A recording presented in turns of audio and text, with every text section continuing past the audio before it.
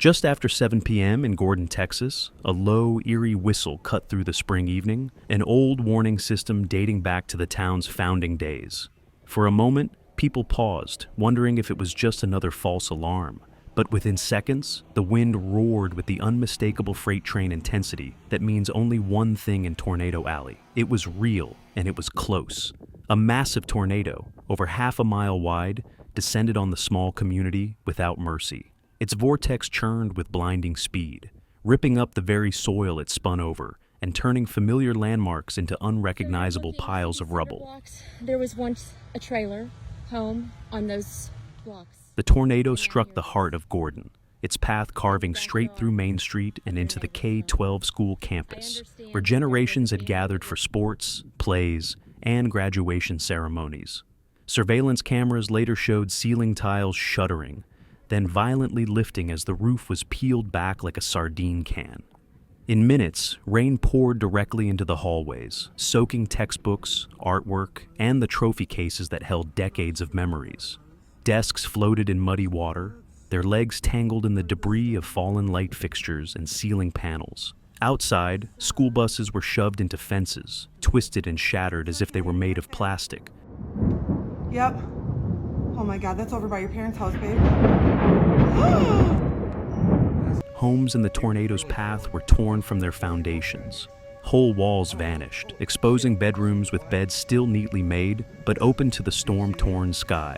Residents huddled in bathtubs, closets, storm shelters, anywhere they could hide from the roaring wind and flying debris. One family, just returned from church, held each other beneath a mattress in their hallway while their roof lifted and vanished into the night. A neighbor's camper, once parked in the driveway, was found a quarter-mile away, wrapped around a tree. When the tornado finally lifted, leaving Gordon battered and broken, first responders were already pushing through blocked roads and downed power lines to reach the wounded. Miraculously, only a handful of people were injured, and no lives were lost, a fact many in town attributed to the last-second warning and a heavy dose of divine protection. Superintendent Holly Campbell, standing outside the ruined school, choked back tears as she vowed that classes would continue, even if it meant teaching out of church basements and borrowed trailers.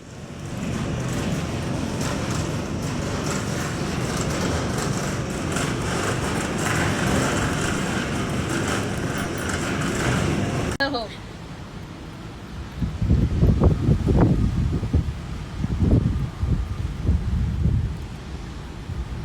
Yo. Yeah. But the storm wasn't done. That same supercell, now a monster spinning with deadly momentum, crossed into Oklahoma, targeting the small town of Arnett. There, the funnel touched down again, briefly but with brutal force. Oil tanks were crushed like soda cans, and the prairie lit up with flashes of blue as power lines snapped and transformers exploded. Winds ripped entire roofs off barns, hurled hay bales into treetops, and scattered herds of cattle, some later found limping through open fields with welts from hail the size of grapefruits. Ranchers and deputies alike worked through the night in driving rain, using flashlights to check on livestock, patch fences, and clear the roads for emergency crews. Further east, as the squall line intensified, it surged into Arkansas. Just after 9:30 p.m., it struck Springdale, a bustling town nestled in the northwest corner of the state. A separate tornado formed and plowed through the city's edge, accompanied by an apocalyptic downpour of hail. Ice chunks the size of baseballs shattered car windshields, caved-in skylights, and hammered rooftops until they resembled crushed tin. Winds gusted over 70 miles per hour, snapping tree limbs and sending them crashing into homes and blocking major roadways. One woman, sheltering with her children in a bathroom, later emerged to find their living room filled with shattered glass and 2 inches of standing water.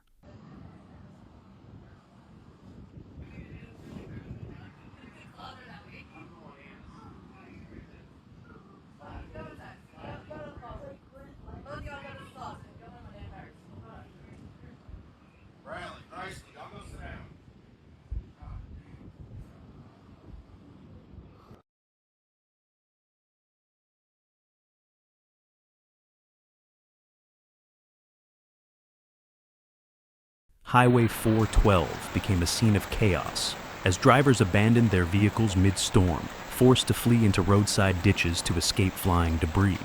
In the parking lot of Northwest Arkansas National Airport, baggage carts broke free, rolling across the tarmac and smashing into aircraft service equipment. Power outages swept the region, 18,000 homes in total, casting neighborhoods into darkness as lightning strobed across the sky like a war zone. Back in Missouri, the same storm system continued its eastward march. Town after town along the Mississippi River braced for impact, and volunteer fire stations opened their doors as emergency shelters. In some places, the storms brought nothing more than heavy rain and wind. But in others, quick-spinning EF1 tornadoes knocked down trees and blew apart sheds with barely a minute's warning. Church basements filled with families clutching flashlights and cell phones, watching emergency alerts scroll by, wondering if their homes would still be standing by, mourning.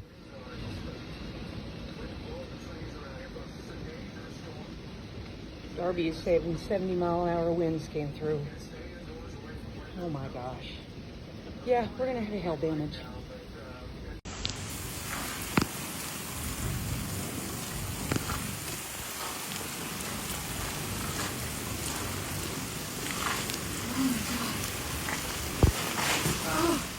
As the long night wore on, stories of close calls and quiet heroism began to emerge. A high school janitor in Gordon, who refused to leave until he'd checked every hallway. A group of teenagers in Springdale who cleared fallen branches from an elderly neighbor's driveway. A pair of Oklahoma ranchers who used their tractor's headlights to guide linemen through a maze of fallen cedar trunks. When dawn finally broke, it revealed a trail of destruction that stretched nearly 900 miles across Texas, Oklahoma, Arkansas, and Missouri. From twisted school buildings to demolished barns and fields stripped bare of crops, the storm had left a scar across the southern plains. And yet, in every battered town, people were already moving, clearing debris, patching roofs, handing out water bottles, and checking on neighbors. In Gordon, where the school gym now sat open to the sky, seniors gathered to hang a banner reading, "We will finish strong." Because even as forecasters warned that more storms were likely in the days ahead, the people who had lived through the worst of it knew one thing for sure. They had survived, and come what may, they would rebuild together.